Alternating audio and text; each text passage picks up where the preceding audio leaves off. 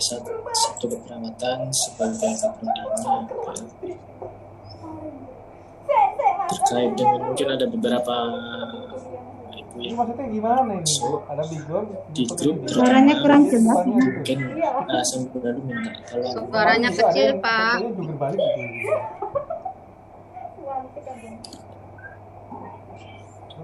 Tes cek. Masih kecil, Pak. Belum jelas, Bapak. Kalau begini insya Allah jelas. Nggih, sampun. Oke, jelas. Oke, mungkin sambil lalu mungkin Bapak Ibu yang baru bergabung, yang memang dari awal matrikulasi belum masuk, itu kita beri keringanan gitu ya, sehingga sampai dengan mungkin masih ada teman-teman panjenengan semua yang ingin masih mau masuk, itu saya masih beri kesempatan sampai minggu depan sampai matrikulasi selesai.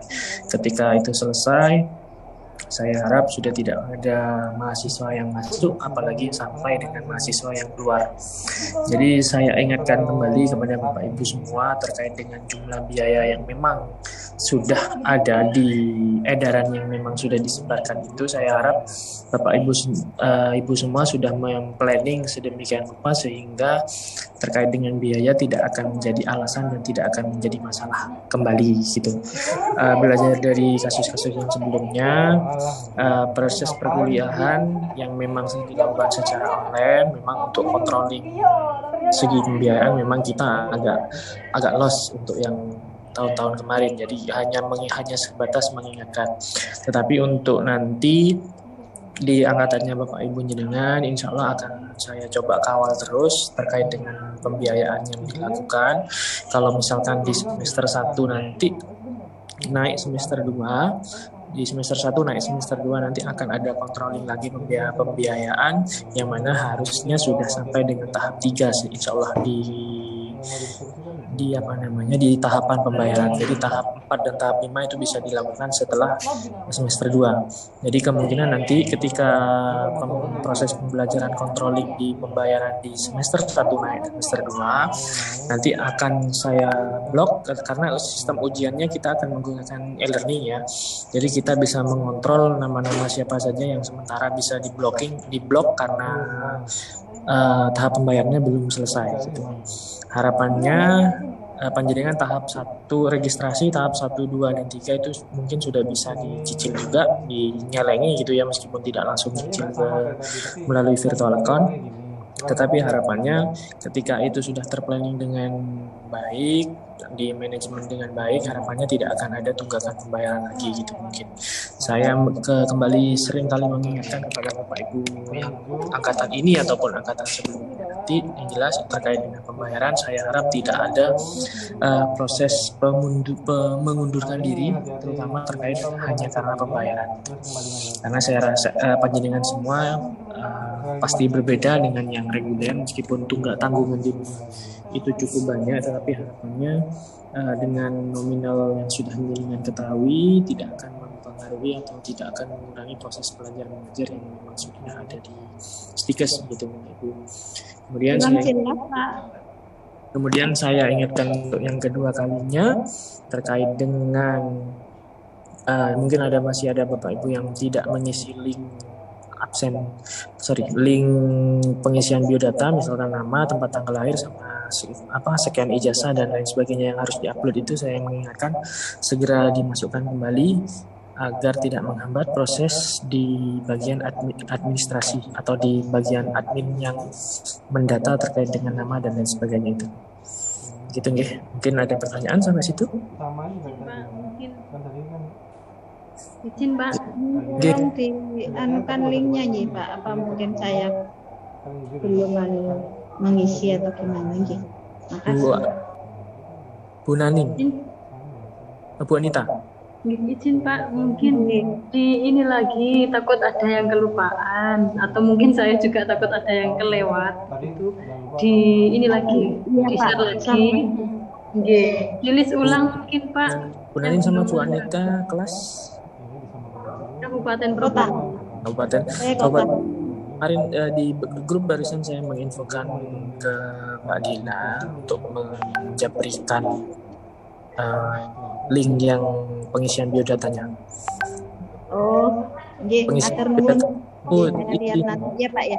Nggih. terkait isinya itu data nama, tempat tanggal lahir, nama orang tua, alamat, bekerja di mana, insya Allah itu ada, sampai dengan transkrip dan ijazah. Kalau panjenengan merasa sudah pernah mengupload, itu berarti sampun.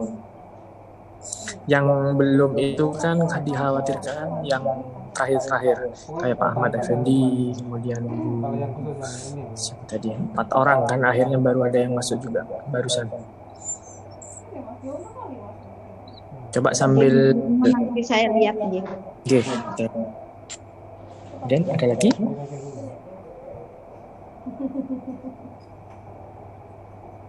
Panjenengan semua tidak perlu khawatir terkait dengan proses pembelajaran. Yang penting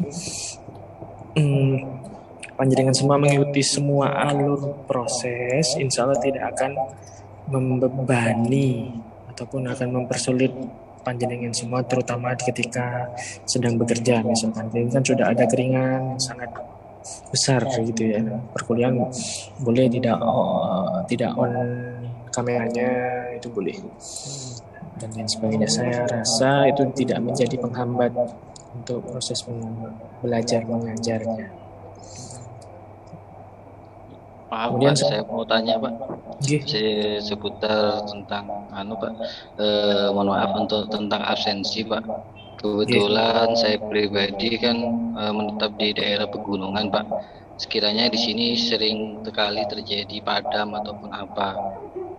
Mungkin di salah satu khawatirnya ini kan masih berjalan separuh Pak, khawatirnya mungkin tersendat karena ada kegiatan kayak di puskesmas, posyandu ataupun apa, kebetulan kuliahnya pagi atau bagaimana Pak. Bagaimana untuk linknya itu seandainya tidak terisi seandainya Pak dalam satu mata kuliah ataupun apa, waktu itu kondisinya waktu pada mungkin ada kompensasi asalkan memang ada bukti atau apa gitu Pak. Mohon pencerahannya Pak. Ya, biasanya dosen itu untuk masalah pengabsensian itu kita absensi dari screenshot di sebelum dan sesudah, itu untuk bukti fisik dalam pelaporan, karena kan kita juga dituntut untuk melaporkan ke proses belajar mengajarnya. Kemudian link yang dikirim itu kan saya yakin ada beberapa Bapak Ibu mungkin yang tidak masuk di Zoom tapi tetap mengisi. Saya rasa itu juga bisa ya kita juga agak mendispensasi gitu kurang lebih, tapi harapannya ada pembeda antara Bapak Ibu yang selalu mengikuti proses perkuliahan dengan yang tidak. Jadi mungkin akhirnya akan ada sedikit perbedaan terkait dengan sistem penilaian yang bisa dilakukan. Begitu Pak. Kalau mungkin terkendala memang mati lampu gitu, saya rasa juga bisa dimaklumi sebetulnya. Tapi kalau sambil lalu mungkin yang tidak bisa mengikuti perkuliahan karena mati lampu bisa di share di grup bukan di grup BCD ya, bisa di share di grup masing-masing begitu. Untuk untuk perkuliahan insya Allah kita menekankan pada dosen-dosen semua agar tidak dilakukan di luar jam kontrak kita, yaitu Kamis, Jumat, Sabtu. Kalau misalkan ada yang terpaksa tidak bisa masuk di Kamis, Jumat, Sabtu, mungkin di hari Minggunya. Tidak kami perkenankan sebetulnya untuk para dosen untuk mengontrak di jam efektif kerja panjenengan semua, apalagi sampai di ketika jam 8. Itu saya rasa memang sudah kita ingatkan terus Bapak Ibu dosen sehingga tidak melakukan perkuliahan di jam atau di hari Kamis, Jumat, Sabtu. Kamis, Jumat kan dilakukan Kamis, Jumat dilakukan jam 1 ke atas. Jadi harapannya tidak akan mengganggu proses perkuliahan. Terima kasih Pak untuk halnya Pak, saya sudah mengerti Pak. Mungkin gini Pak, mohon maaf sebelumnya, ini mungkin hanya saran, menambahkan saran mungkin ya Pak ya. Mungkin kalau memang terkendala, memang darurat mungkin Pak. Kalau dianukan ke grup, khawatirnya tidak tersampaikan ke dosen si pembelajaran waktu itu Pak, untuk yang pemegang materinya. Mungkin dari Bapak sendiri bisa ngirimkan ke Bapak atau bagaimana gitu Pak, mungkin untuk menyambungkan langsung ke beliaunya gitu mungkin. Terima kasih Pak. Oke, karena di grup BCD itu kan tidak ada dosen lain selain saya sama Pak Dodi. Insya Allah begitu. Nah, sehingga mungkin bisa diisi ketika perkuliahan memang tidak bisa mengikuti perkuliahan di panjenengan di kelas BCD itu juga bisa mengisi link tersebut di situ. Kemudian ngelis gitu ya, bukan mengisi link. Bisa ngelis di grup BCD, kemudian bisa saya jabrikan ke grupnya para dosen. Siap Pak, terima kasih Pak. Biar ada pembeda sebetulnya antara yang ikut proses dan yang tidak pernah ikut proses kita Pak. Siap Pak. Ya, memang kalau hari Senin tidak diperkenankan Pak Sumagio. Karena kontrak kita kan Kamis Jumat Sabtu. Jadi kalau koordinator yang mengontrak para dosen, usahakan ketika di Senin, Selasa, Rabu itu jangan kontrak. Bagaimana kalau di Selasa? Jangan menawarkan gitu. Jadi penawarannya adalah di hari Kamis Jumat Sabtu. Ataupun kadang bisa dilakukan malam hari. Ya Pak. Lalu saya mulai 51 mahasiswa, saya screenshot lagi.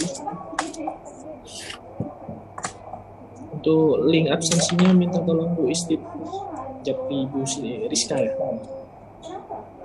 Istip ada? Istip hilang.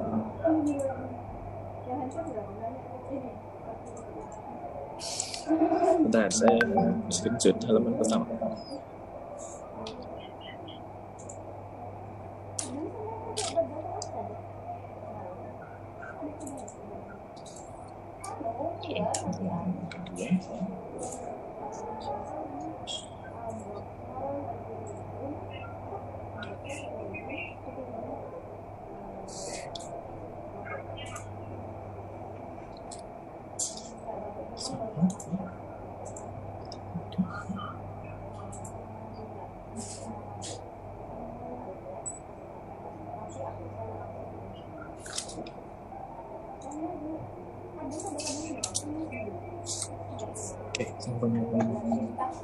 Untuk materi kali ini saya akan langsung dua kali pertemuan dengan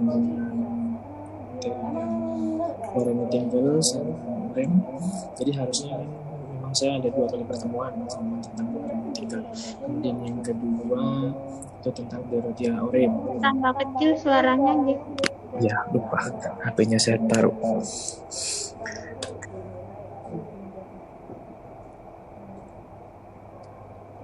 Jam kerja, Bu Anita. Sudah disepakati sebetulnya waktu briefing.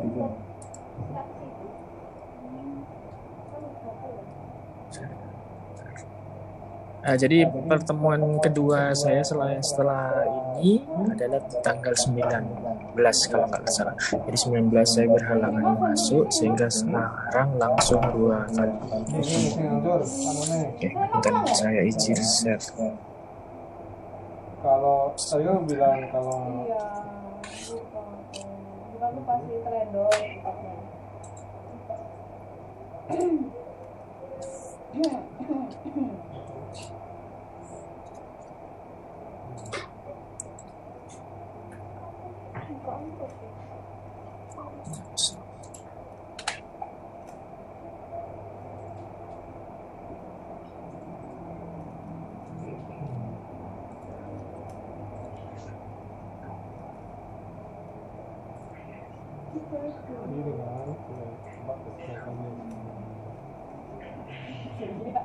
Pun kelihatan? teori model keperawatan itu loh.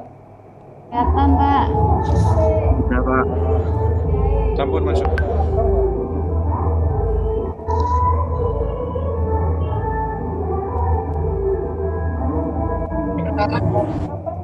Nur masih dan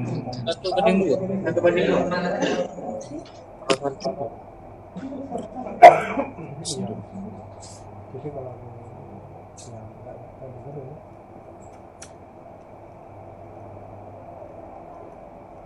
Kita kasih tahu akhirnya kayak apa.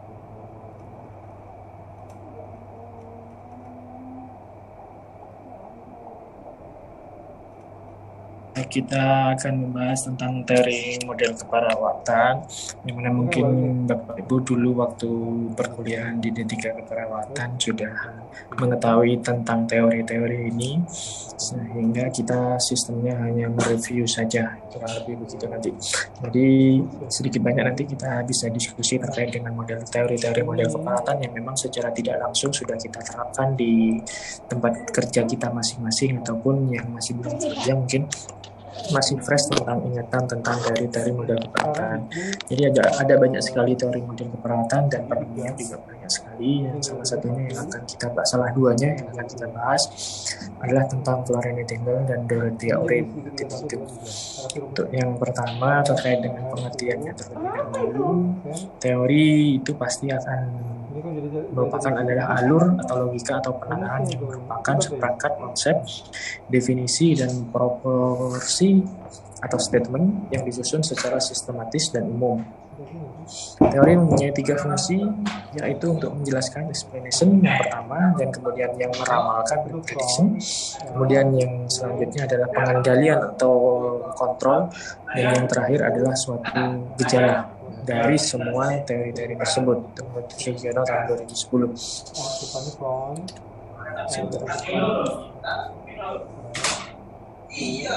Nah, muncul. Nah, teori keperawatan adalah usaha-usaha untuk menguraikan atau menjelaskan fenomena mengenai keperawatan. Lanjut. Konsep adalah ide atau pengertian yang diabstrakkan dari peristiwa yang konkret. Konsep adalah produk subjektif yang berasal dari cara seseorang atau membuat pengertian terhadap objek-objek atau benda mati tertentu melalui pengalamannya sendiri, setelah melalui persepsi terhadap objek ataupun benda yang ada. Tujuan dari teori keperawatan yang pertama adalah terkait dengan adanya teori keperawatan yang diharapkan dapat memberikan alasan-alasan tentang sebentar.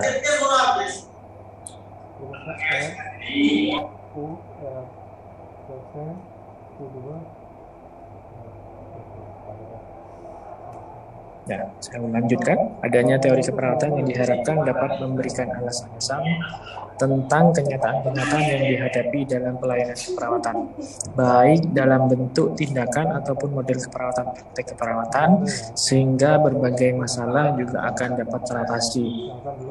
Yang kedua, adanya teori keperawatan membantu para anggota profesi perawat untuk memahami berbagai pengetahuan dalam pemberian asuhan keperawatan.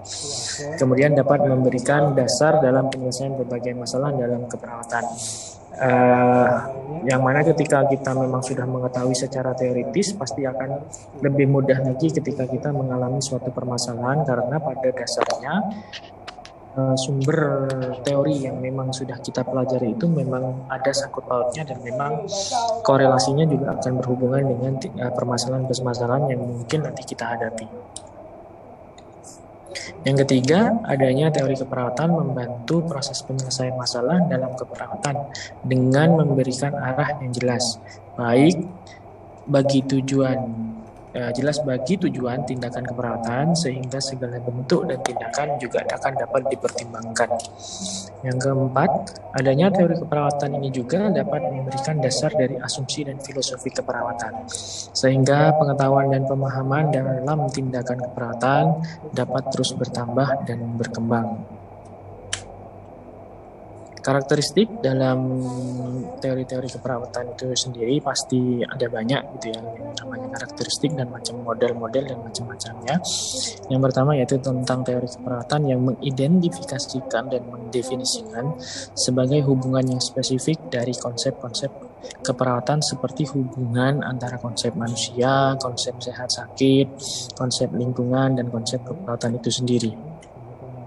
Yang kedua, teori keperawatan bersifat ilmiah Artinya teori keperawatan yang digunakan dengan salah satu rasional yang jelas dan dikembangkan menggunakan cara berpikir yang lebih logis lagi berdasarkan rasional yang ada.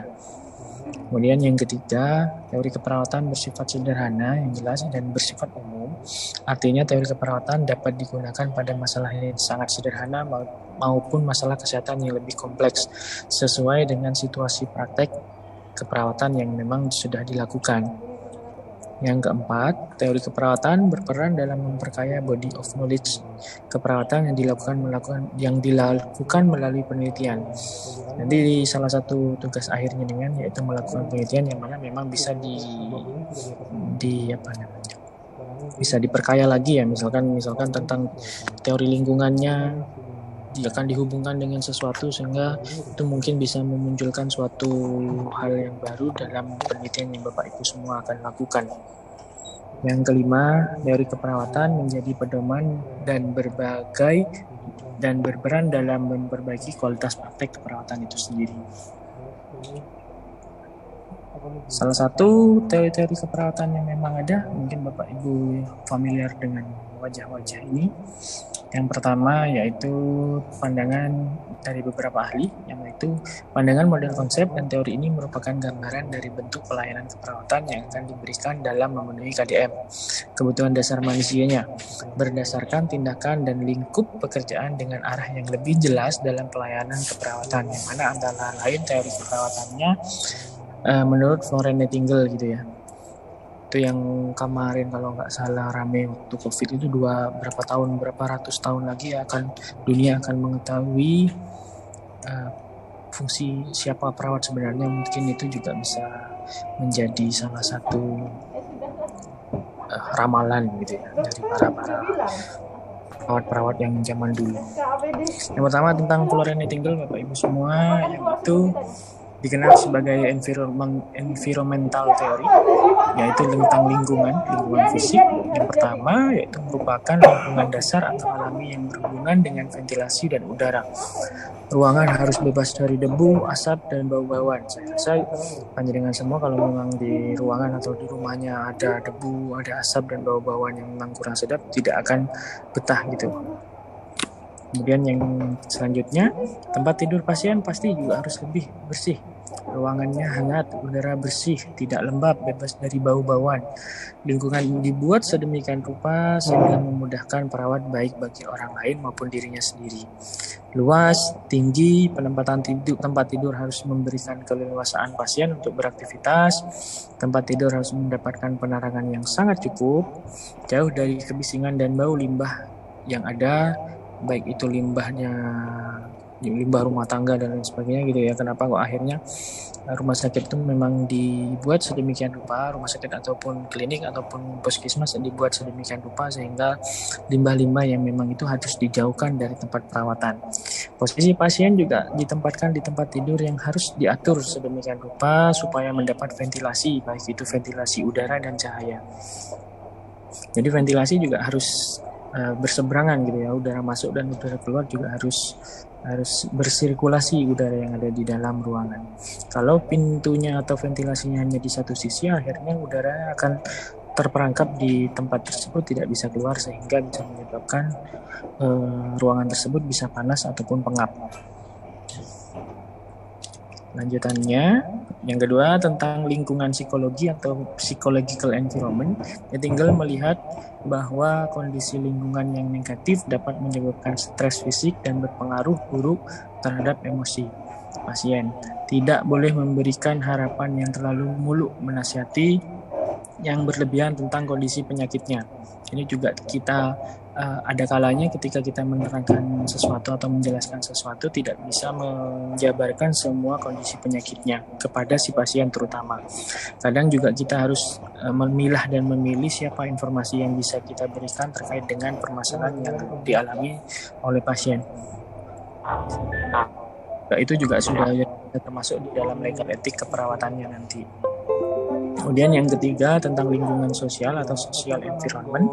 Observasi dari lingkungan sosial terutama hubungan yang spesifik dihubungkan dengan pencegahan penyakit sangat penting untuk mencegah penyakit. Lingkungan sosial selalu dibicarakan dalam hubungannya dengan pasien, yaitu lingkungan pasien yang secara menyeluruh. Yang mana ketika di social environment ini, seluruh lingkungan juga akan berdampak kepada derajat kesehatan di suatu tempat. Seperti misalkan di keperawatan di komunitas itu, ketika di suatu wilayah mendapati suatu permasalahan, biasanya akan menyebar ke masyarakat yang di sekitarnya. Misalkan ketika ada di BD, pasti tidak hanya di satu dilakukan identifikasi lanjutan, tapi bisa jadi radiusnya bisa sampai 10 kilo ataupun 5 kilo mungkin ya, diangkat di tempat kejadian untuk mengidentifikasi secara menyeluruh gitu. Jadi kenapa kok lingkungan sosial juga akan sangat berpengaruh karena diharapkan proses penyebaran juga bisa dikontrol ataupun bisa teridentifikasi dengan baik.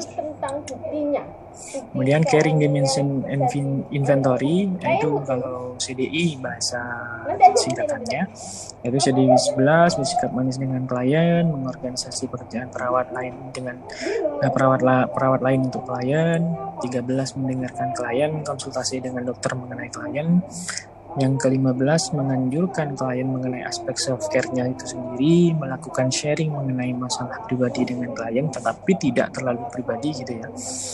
Masalah-permasalahan yang mungkin ada hubungannya dengan permasalahan atau penyakit yang memang dialami begitu. Misalkan penyakit kelamin, dia kerjanya di mana, sedang apa waktu itu, atau ketika dia ditulari oleh suaminya kerja apa dan lain sebagainya. Itu masalah pribadi yang memang harus diketahui untuk mengidentifikasi untuk mengantisipasi tindakan lanjutannya.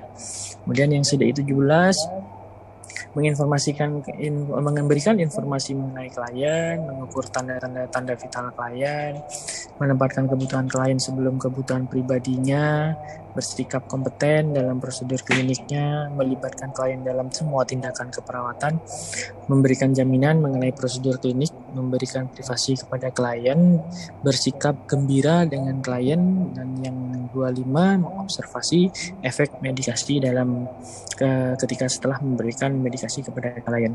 Saya rasa Bapak Ibu secara tidak langsung sudah melakukan ini semua terkait dengan informasi health education yang sudah dilakukan ataupun ketika melakukan pengkajian lebih dalam terhadap suatu permasalahan yang dialami oleh pasien.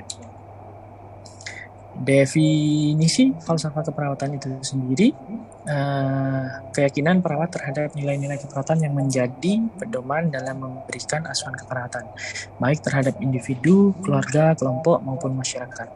Falsafah keperawatan merupakan makna umum dari keperawatan dan juga menjelaskan fenomena keperawatan melalui nalar dan logika yang ada.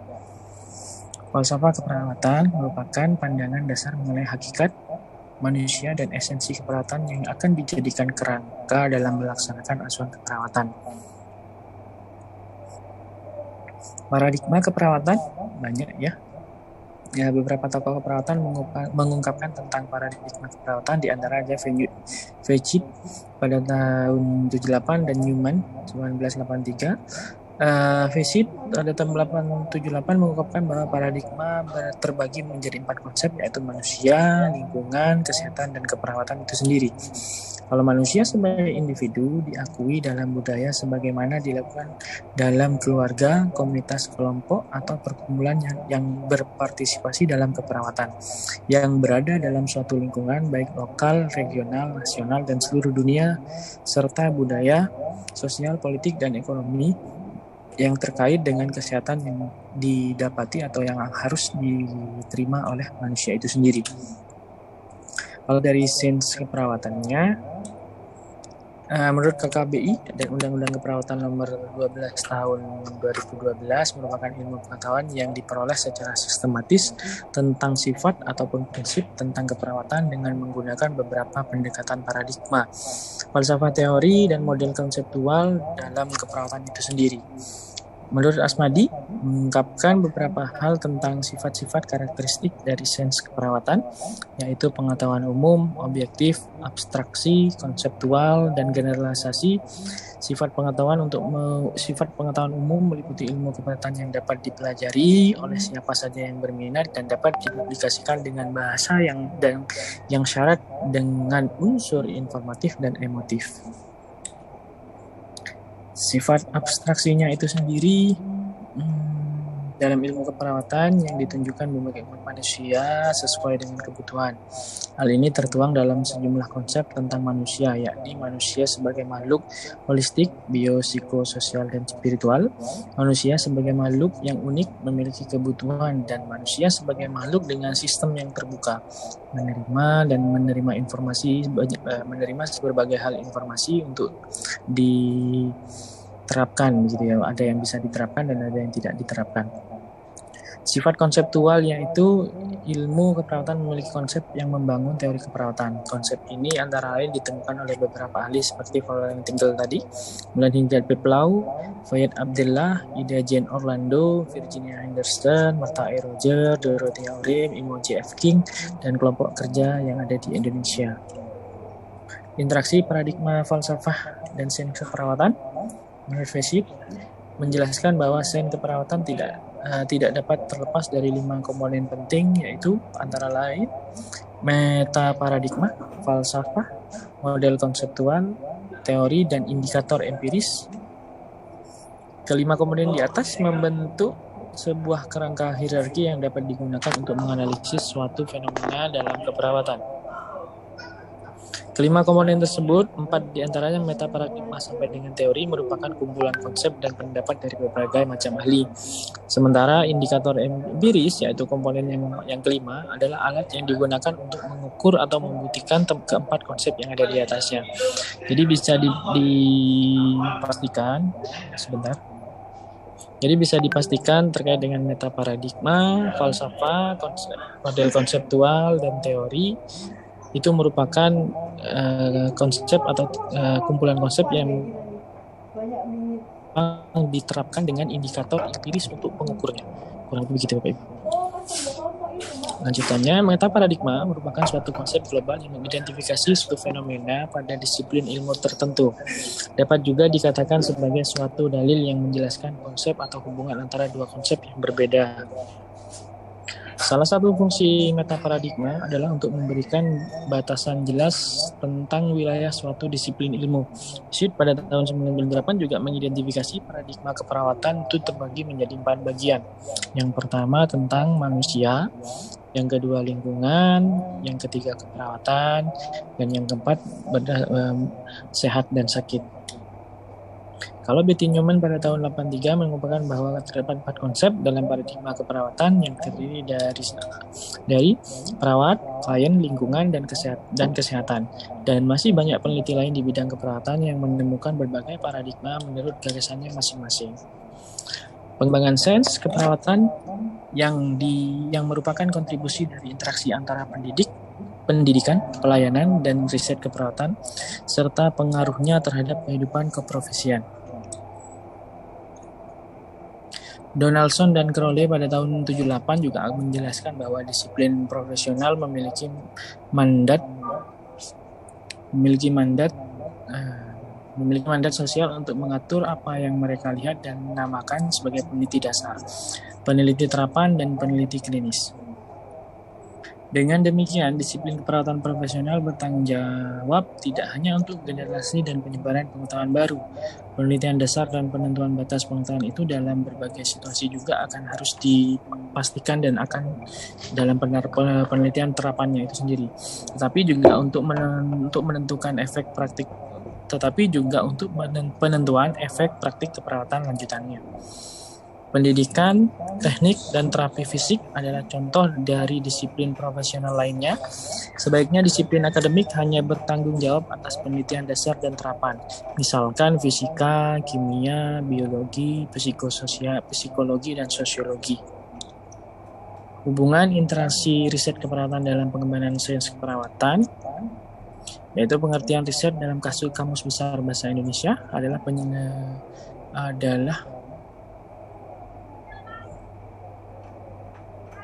adalah penyelidikan atau penelitian suatu permasalahan secara bersistem, kritis, dan ilmiah untuk meningkatkan pengetahuan dan pengertian, mendapatkan fakta baru, atau melakukan penafsiran yang lebih baik lagi. Riset keperawatan adalah proses sistematis yang menggunakan pedoman secara tepat untuk mendapatkan jawaban dari pertanyaan-pertanyaan tentang praktik keperawatan. Donaldson dan Crowley menjelaskan bahwa keperawatan adalah disiplin profesional yang tetap dan tak tertandingi selama lebih dari 20 tahun ini. Sedangkan Peirce menyatakan bahwa dia tidak sependapat dengan pernyataan Donaldson dan Crowley. Dia lebih memilih untuk memisahkan disiplin dari profesi secara khusus. Dia mempertahankan bahwa disiplin adalah ilmu dasar dan basis pengetahuan keperawatan, dan bahwa tujuan disiplin adalah untuk memperluas pengetahuan tentang pengalaman manusia selain peneliti dan konseptualisasi yang kreatif. Peirce berpendapat bahwa profesi keperawatan terdiri dari orang-orang yang dididik dalam disiplin sesuai dengan standar yang ditetapkan secara nasional dan selalu diatur dan pasti akan dipantau kelanjutannya. Selanjutnya, Patricia Benner. Biografi dari beliau yaitu lahir di Hamilton, Virginia, Amerika Serikat pada bulan Agustus tahun 42 dan menghabiskan masa kecilnya di California, di mana ia menerima pendidikan dasar dan profesinya. Benner mendapatkan gelar sarjana muda di bidang keperawatan dari Pasadena College pada tahun 64. Dia mendapatkan master keperawatan dengan kekhususan keperawatan medical muda dari University of California di San Francisco. School of Nursing pada tahun 1970 dan mendapatkan gelar PhD menekankan pada coping dan kesehatan dari University of California di Berkeley pada tahun 1982. Benner juga mempunyai pengalaman klinik yang sangat luas, termasuk di posisinya di dalam medical bedah akut, keperawatan kritis, dan perawat kesehatan di rumah. Di mana pada akhir 60-an, Benner bekerja di bidang keperawatan, termasuk bekerja sebagai kepala perawat untuk perawatan koroner di Rumah Sakit Umum Kansas.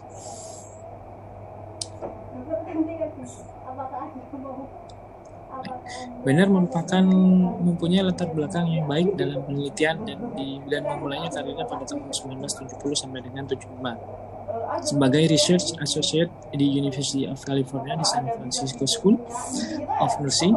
Setelah itu menjadi asisten riset untuk Richard S. Lazarus di University of California di Berkeley. Pada tahun 1979 sampai dengan 1981 sebagai direktur proyek di San Francisco Consortium atau University of San Francisco untuk sebuah proyek konsensus penilaian dan evaluasi intraprofesional.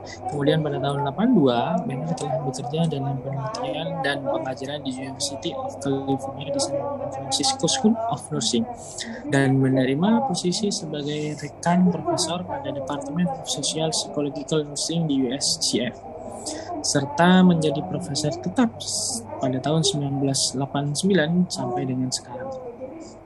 Sebelum meninggal ya, Benner telah menerbitkan 9 buku termasuk From Novice to Expert, Nursing Pathway for Patient Safety, and then Primacy of Caring. Juga telah menerbitkan banyak artikel. Pada tahun 1995 ia dianugerahi sebagai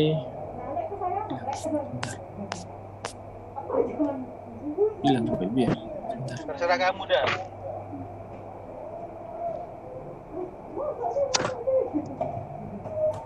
Sebentar.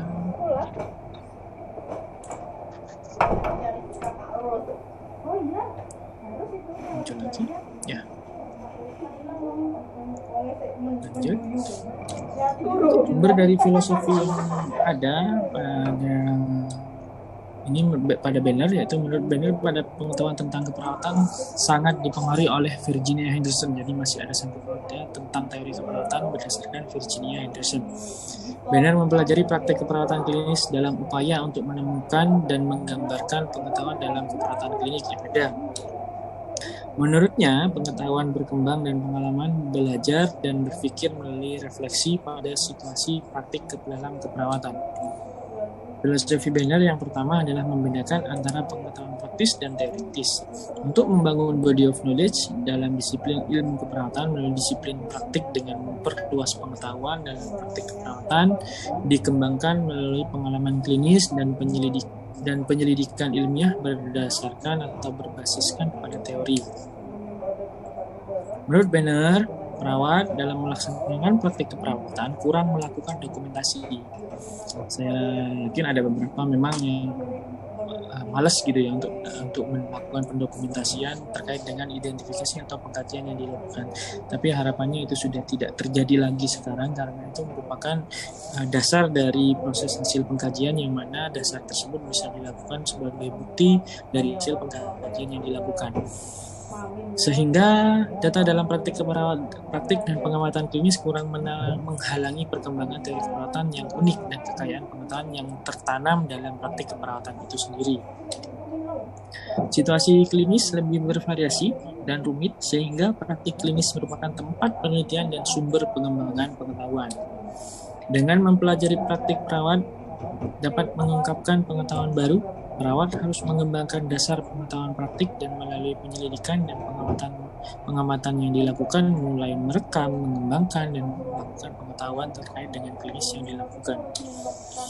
Karya dari Banner ini lebih merujuk kepada artikulasi, artinya sebagai deskripsi atau melukiskan atau ilustrasi, menggambarkan dan mengkomunikasikan pada area-area kebijakan praktis yang ada. Keterampilan tentang tahu dan bagaimana serta menjelaskan praktik yang lebih baik. Banner dalam konsep pengalaman yang diuraikan sebagai hasil pengerjaan yang sedang dipertanyakan atau dilakukan, diperbaiki atau disangkakan dalam suatu situasi yang sebenarnya didasarkan pada karya-karya Heidegger pada tahun 62 dan Kramer pada tahun 70. Terbukti dengan tulisan Banner berikut mengenai keutamaan asuhan atau caring yang ada, di mana manusia selalu berada dalam situasi, dengan kata lain mereka terlibat dan penuh makna di dalam konteks tempat mereka berada. Keutamaan sebagai manusia adalah mewujudkan kecerdasan yang dimaknai sebagai pengetahuan sesuatu dengan berada dalam situasi tersebut. Jadi ketika kita berada di dalam situasi yang ada, kita juga akan mengalami atau mendapati pengalaman yang berbeda, sehingga kita juga bisa antisipasi ketika ada situasi itu terjadi kembali.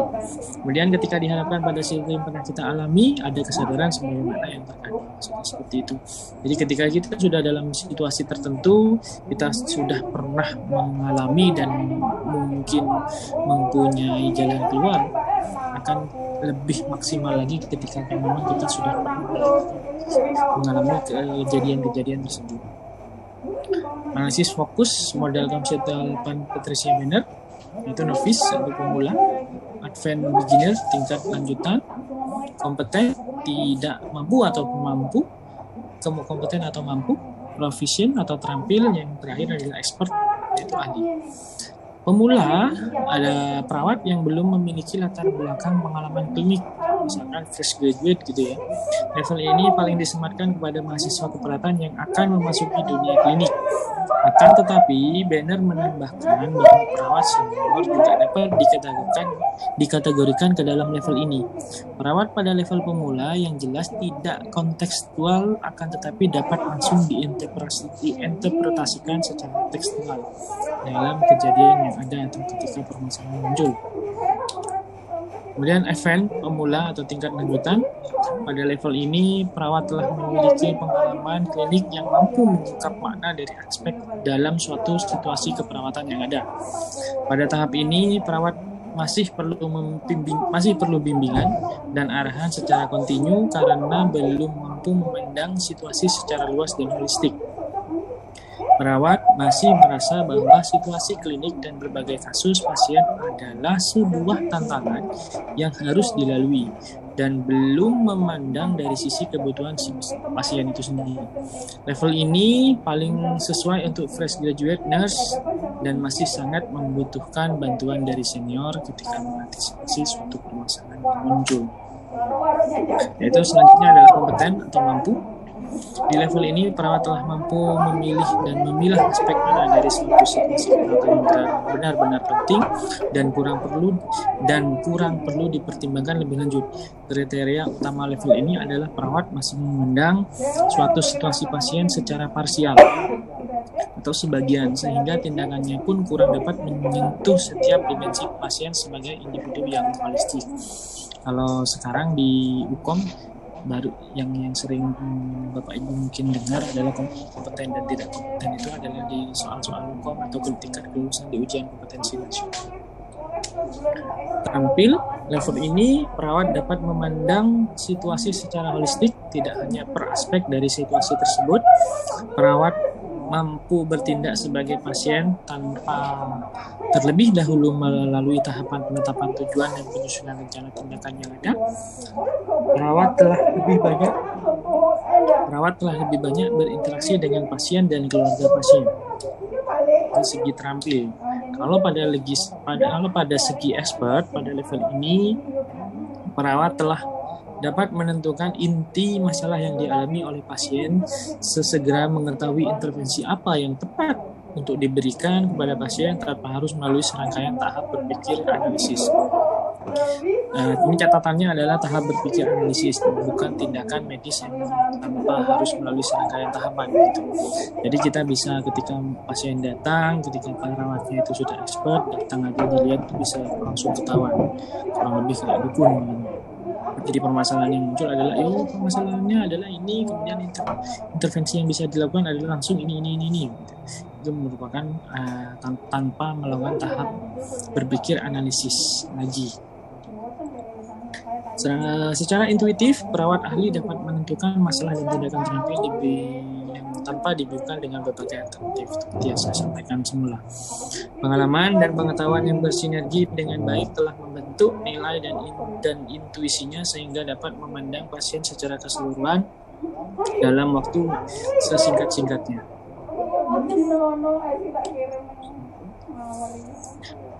Perawat memiliki kemampuan untuk mengenali pola berdasarkan latar belakang pengalamannya yang mendalam. Ini menurut Banner. Model tersebut berpandangan bahwa perubahan dalam 4 aspek kinerja terjadi dalam pergerakan melalui tingkat penguasaan keterampilan yang ada, yaitu berpindahan dari ketergantungan pada prinsip abstrak dan aturan pada penggunaan masa lalu, pengalaman nyata, perubahan dari ketergantungan terhadap analisis, pemikiran berbasis aturan kepada institusi, perubahan dalam persepsi pelajar terhadap situasi dan melihatnya sebagai suatu kompilasi atau potongan-potongan yang relevan menjadi satu keseluruhan yang makin kompleks, di mana bagian-bagian tersebut terdiri sebagai suatu yang lebih atau kurang relevan itu lagi. Pada penerapan model keperawatan, Banner mengatakan bahwa penguasaan keterampilan berbasis pengalaman lebih aman dan cepat ketika bersandar pada basis pendidikan yang ada. Banner mendefinisikan keterampilan dan praktik terampil berarti melakukan intervensi keperawatan yang terampil dan keterampilan dalam pelayanan klinis pada situasi yang sebenarnya. Hal ini sama sekali tidak mengacu pada kemampuan psikomotor bebas konteksnya ataupun keterampilan demonstratif lainnya di luar konteks keperawatan yang ada. Fokus keunikan yaitu meliputi apa saja?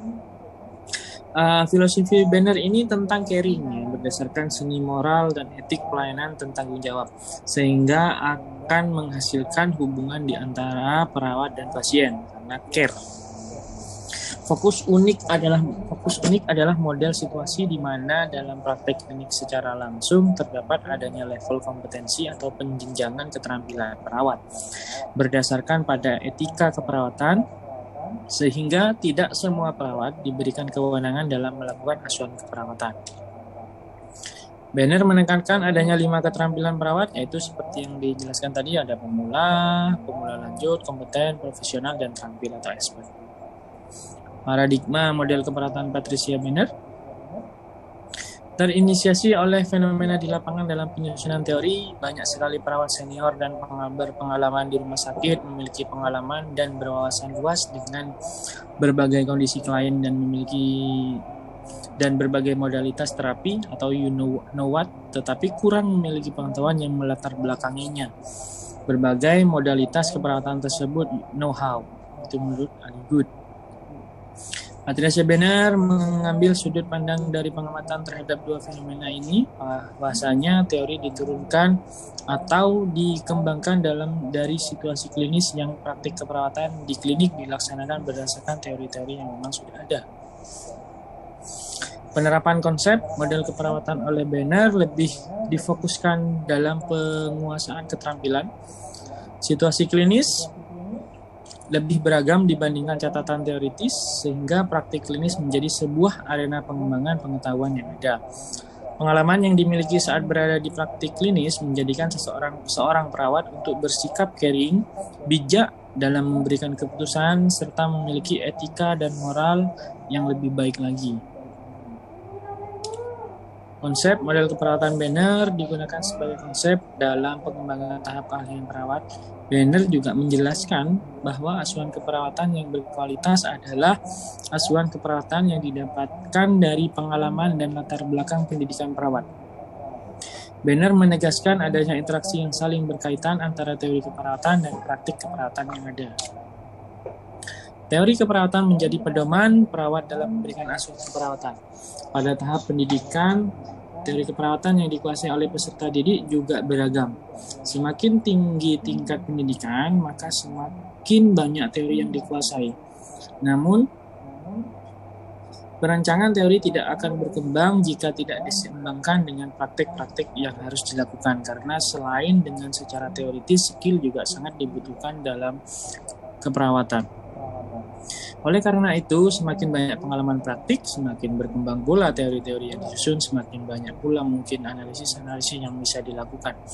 Hal ini akan memberikan dampak pada pemberian asuhan keperawatan pada pasien dengan metode-metode yang lain yang mungkin lebih baru lagi dan mungkin tingkat keberhasilan juga akan lebih baik lagi. Hubungan paradigma dengan model konseptual Patricia Benner. Serangkaian pengamatan terkait dengan integrasi antara pengalaman, pengetahuan. Hal ini dilakukan karena Patricia Benner meyakinkan bahwa pengembangan kompetensi yang berdasarkan pengalaman klinik yang mengacu pada proses pendidikan akan lebih memberikan hasil yang lebih cepat dan berkualitas. Salah satu penelitian esensial dalam teori Patricia Benner adalah yang dilakukan pada tahun 78 sampai dengan 81.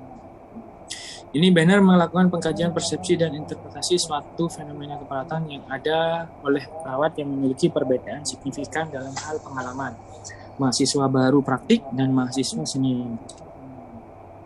Manusia merupakan makhluk yang memiliki integritas yang bersifat suatu kesatuan yang utuh. Kondisi fisik dan psikologis tidak dapat saling dipisahkan dari manusia. Benner meyakinkan bahwa ada aspek signifikan yang membuat keberadaan manusia dengan konseptualisasi sebagai peran situasi, tubuh, masalah pribadi, dan temporalitas. Oleh karena itu, perawat memberikan asuhan keperawatan secara holistik dan komprehensif pada klien.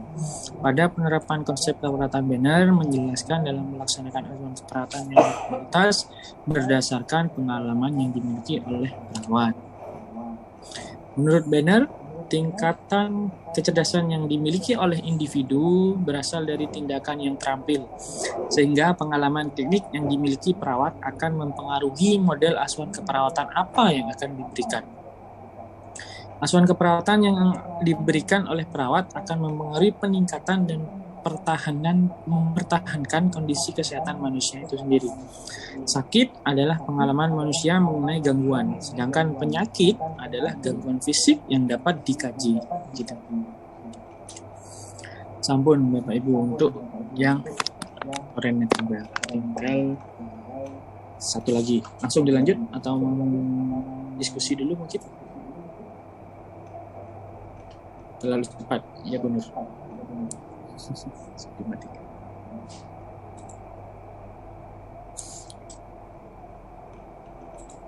Saya lanjut untuk materi selanjutnya ya, Bapak Ibu. Yang ini sedikit, hanya 18 slide.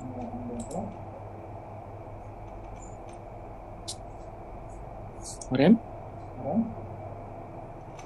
Orem lahir di Baltimore, Maryland pada tahun 1914. Beliau wafat pada 2007 di Skyway.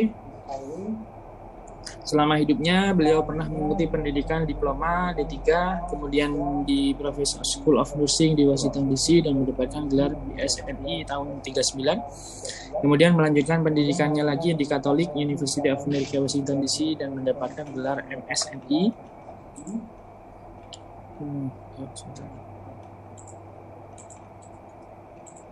Kemudian 1945 bekerja di Universitas Katolik di Amerika. Selama perjalanan karirnya ia telah bekerja sebagai staf perawat, petugas perawat pribadi, pendidik, administrasi keperawatan juga sudah pernah, dan sebagai konsultan di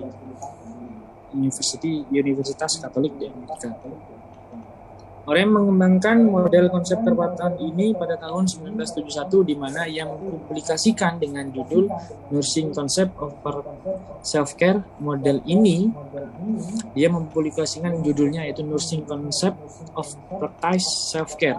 Model ini awalnya berfokus pada individunya saja, tetapi pada edisi kedua tahun 80 dikembangkan pada multi-personal unit, yaitu dari keluarga, kelompok, dan komunitas. Dan edisi ketiga sebagai dalil lanjutan di dua edisi sebelumnya, yaitu dia menemukan hal baru, yaitu akhirnya mencetuskan, yaitu yang pertama teori self-care-nya, yang kedua teori self-care defisitnya, dan teori nursing of system-nya. Pengertian dari self-care yaitu menurut Orem, untuk yang pertama, suatu pelaksanaan kegiatan yang diprakarsai dan dilakukan oleh individu sendiri untuk memenuhi kebutuhan guna mempertahankan kehidupan, kesehatan, dan kesejahteraannya sesuai dengan keadaannya, baik sehat maupun sakit. Konseptual kebutuhan dasar menurut Orem itu yang harus terpenuhi ada udara, air, pemeliharaan dan pengambilan udara, water, air, pemeliharaan pengambilan air, food, makanan, pemeliharaan dalam konsumsi makanan, eliminasi, pemeliharaan kebutuhan proses eliminasi, rest and activity, istirahat dan kegiatan, keseimbangan antara istirahat dan aktivitas yang dilakukan, solitude dan social interaction, kesendirian dan interaksi sosial, pemeliharaan dalam keseimbangan antara kesendirian dan interaksi sosial itu sendiri. Yang ketujuh, hazard prevention, pencegahan resiko atau pencegahan permasalahan yang ada. Kebutuhan akan pencegahan risiko dapat di kehidupan manusia dalam keadaan sehat. Yang kedelapan adalah promotion of normality. Keyakinan Orem tentang 4 konsep utama keperawatan. Yang pertama tadi tentang klien, individu atau kelompok yang tidak mampu secara terus-menerus mempertahankan self-care-nya sendiri untuk bertahan hidup dan sehat. Pemulihannya dari sakit atau trauma atau coping dan efeknya yang mungkin setiap orang itu pasti akan berbeda terkait dengan mekanisme coping yang memang diterapkan di masing-masing individu.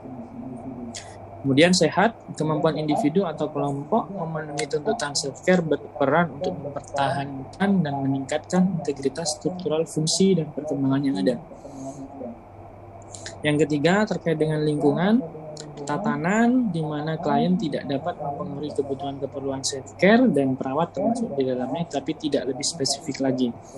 Yang keempat, keperawatan, pelayanan yang dengan sengaja dipilih atau kegiatan yang dilakukan untuk membantu individu, keluarga, dan kelompok masyarakat dalam mempertahankan self-care yang mencakup integritas struktur, fungsi, dan perkembangannya. 3 kategori self-care dengan metode Orem, yaitu menyebutkan ada beberapa kebutuhan self-care atau yang disebut dengan keperluan self-care itu sendiri. Self-care requisite atau keperluan atau kebutuhan. Requisite, self-care universal self-care requisite. Keperluan self-care universal ada pada setiap manusia dan berkaitan dengan fungsi kemanusiaan dan proses kehidupan. Biasanya mengacu pada kebutuhan dasar manusia, pemeliharaan kecukupan intake udara, cairan makanan, pemeliharaan keseimbangan antara aktivitas dan istirahat, interaksi sosial, mencegah ancaman kehidupan manusia, fungsi keamanan dan kesejahteraan manusia, meningkatkan fungsi human functioning dan perkembangan ke dalam kelompok sosial yang ada dengan potensi seseorang atau keterbatasan seseorang dan keinginan seseorang untuk menjadi normal. Developmental self-care requisite, kebutuhan yang berhubungan dengan pertumbuhan manusia dan proses perkembangannya. Kondisi peristiwa yang terjadi selama variasi tahap dalam siklus kehidupan dan kejadian yang dapat berpengaruh buruk terhadap perkembangan. Hal ini pasti juga akan berguna dalam peningkatan proses perkembangan sepanjang siklus hidup yang ada.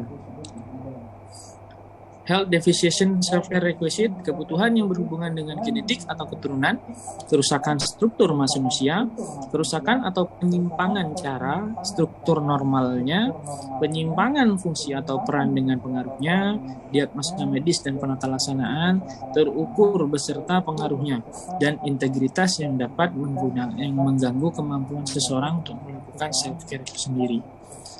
Tujuan keperawatan pada model ORM secara umum ya ada yang pertama, menurunkan tuntutan self-care kepada tingkat di mana klien dapat memenuhi. Ini berarti menghilangkan self-care defisitnya. Yang kedua, memungkinkan klien meningkatkan kemampuan untuk memenuhi tuntutan self-care-nya itu sendiri.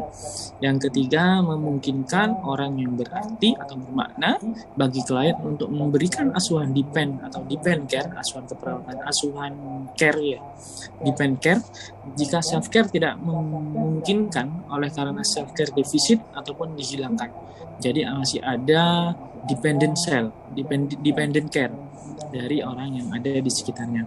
Yang keempat, secara ketiganya di atas tidak ada yang tercapai, perawat secara langsung dapat memenuhi kebutuhan-kebutuhan self-care dari klien ketika misalkan dalam melakukan ADL atau aktivitas daily living yang ada yang dilakukan ketika melakukan perawatan. Tujuan keperawatan pada model ORM dalam perawatan keluarga atau komunitas ini juga ada bisa diterapkan gitu ya di dalam keluarga dan komunitas. Yang pertama, menolong klien dalam hal ini keluarga untuk berperawatan mandiri secara terapeutik. Menolong klien bergerak ke arah tindakan-tindakan asuhan mandiri. Yang ketiga, membantu anggota keluarga untuk merawat anggota keluarganya yang mengalami gangguan secara kompeten. Ketika misalkan perawat tidak bisa memenuhi atau menginformasikan terkait dengan intervensi yang bisa dilakukan di keluarga, mungkin akan lebih maksimal lagi ketika misalkan perawat memang tidak kenal baik gitu ya dengan sehingga anggota keluarga yang sakit di keluarga atau komunitas merasa risih sehingga melibatkan anggota keluarga atau anggota terdekat sangat penting sekali dalam proses penyembuhannya. Kategori dalam sistem keperawatan mulai 3 metode bantuan, yaitu wholly compensatory. Bantuan secara keseluruhan dibutuhkan untuk klien yang tidak mampu mengontrol dan memantau lingkungannya dan tidak berespon terhadap rangsangan yang ada. Partially compensatory, bantuan sebagian dibutuhkan bagi klien yang mengalami keterbatasan gerak karena sakit atau kecelakaan di bed rest misalkan. Supportive education, dukungan pendidikan dibutuhkan oleh klien yang memerlukan untuk dipelajari agar mampu melakukan perawatan mandiri di rumah terutama. Metode bantuan perawat membantu klien yaitu acting atau melakukan sesuatu untuk klien, melakukan sendiri gitu ya. Kemudian yang B, mengajarkan klien caranya. Yang C, hanya mengarahkan atau mencontohkan. Yang keempat adalah mensupport. Yang kelima, menyediakan lingkungan untuk klien agar dapat tumbuh dan berkembang dalam proses penyembuhan terutama pastinya. Ada teknis pelaksanaannya termasuk ke dalam pemeliharaan kebutuhan peran perawat klien dengan individu, keluarga ataupun kelompok sampai klien dapat diizinkan pulang dari perawatan. Penetapan jika dan bagaimana klien dapat dibantu melalui perawatan. Yang ketiga, merespon keperluan klien, keinginannya dan kebutuhannya untuk kontrak dengan perawat dan asistennya. Yang keempat, mengkoordinasikan dan mengintegrasikan keperawatan dan kehidupan sehari-hari klien. Pelayanan kesehatan yang dibutuhkan atau diterima atau pelayanan sosial dan penyuluhan yang dibutuhkan atau yang akan diterima pula. Terima kasih. Sempurna Bapak Ibu. Saya agak menjauh dari tadi.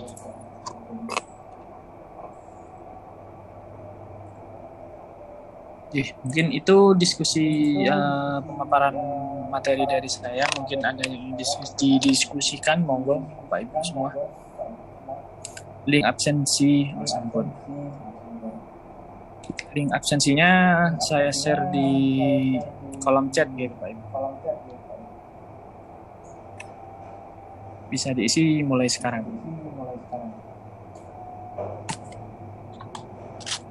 Monggo sambil diisi untuk absensinya. Isi 50 orang.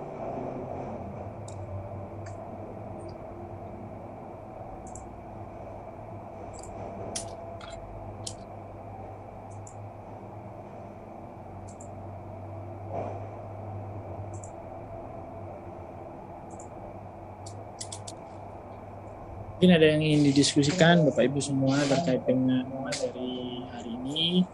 Kalau tidak ada, mungkin ada hal yang ingin didiskusikan di luar materi ini. Boleh Bapak Ibu semua.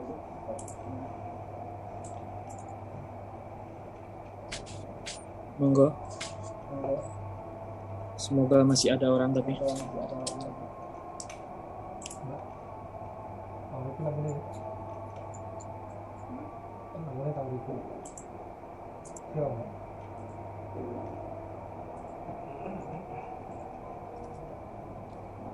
Pak, izin bertanya. Monggo. Di luar ini sebentar, Pak. Monggo. Ini untuk yang absensinya, nomor NIM-nya menikah, pripun, Pak? Dikosongi dulu. Gitu. Untuk yang kelas BCD sebetulnya ada, tinggal Bu Anita kayaknya belum ya? Belum. Yang belum ada bisa diisi kosong dulu Bu. Siap. Terima kasih, Pak. Karena ini masih nunggu Mbak Dila dari tadi nambah-nambah terus soalnya, jadi sekalian. Siap. Terima kasih, Pak. Untuk proses tugas akhir yaitu skripsi, panjenengan semua nanti akan disepat lebih awal gitu, nanti kemungkinan di semester 1 blok 2. Jadi 2 bulan lagi setelah materi biostatistik dan metode penelitian, panjenengan semua sudah akan langsung disetat terkait dengan proposal skripsinya Bapak Ibu semua. Jadi biar tidak molor lagi seperti yang angkatan sekarang. Angkatan sekarang kemungkinan banyak molor, ada 10 orang yang molor. Jadi ini sedang dikebut gitu Bapak Ibu. Kemudian terkait dengan tugas akhir, skripsi dan lain sebagainya, yang penting Bapak Ibu saya ingatkan sekali lagi, ikuti semua proses ketika pengerjaan skripsi. Paling tidak panjenengan semua datang, muncul biar ketemu dengan para pembimbingnya, sehingga proses itu kan terjadi dan ada, sehingga Bapak Ibu dosen saya rasa juga tidak akan tutup mata terkait dengan membantu panjenengan semua dalam penugasan akhirnya nanti. Amin. Baik Bapak. Takutnya saya tidak bisa ngerjakan, akhirnya tidak maju-maju, ngilang. Di situ mau wisuda tiba-tiba muncul gitu, yang harus kita pikirkan sejak sekarang gitu Bapak Ibu. Karena pasti sekali lagi saya menekankan harus ada perbedaan antara yang mengikuti proses dengan yang tidak. Sebagai gambaran, sebagai informasi untuk angkatan yang Kabupaten Probolinggo yang kemarin itu, akhirnya ketika tidak tepat waktu, tidak lulus dengan tepat waktu sampai dengan wisuda tanggal 22 ini kan ada wisuda dan pelantikan. Kalau misalkan kelewat dari itu akan ada biaya tambahan lagi, yaitu biaya tambahan biaya cuti, akhirnya dikatakan begitu. Jadi misalkan kelewatan sampai dengan penugasan akhir yaitu skripsinya kelewat, wisuda sudah dilakukan, akhirnya panjenengan semua nganggur